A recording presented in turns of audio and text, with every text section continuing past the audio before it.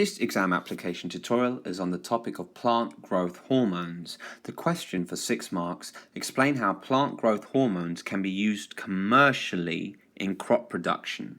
What this means is describe at least 3 commercial uses of plant growth hormones, how we can use them to make money, and explain why each use is beneficial where applicable.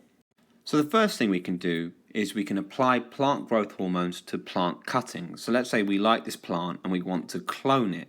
We can snip off a bit of that plant like so, and we can apply some hormones to the base of the cutting and put it into another pot, and that will help us develop clones of a desirable plant. So all the features we liked about this plant are now going to be present in this one because genetically they're the same. It came from the same plant, one parent.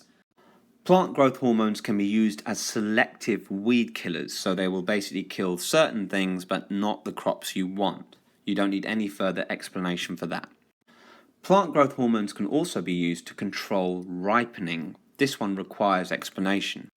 This ensures that fruits and vegetables don't ripen until they reach the shops, and that increases their shelf life, giving them more chances of being sold for money.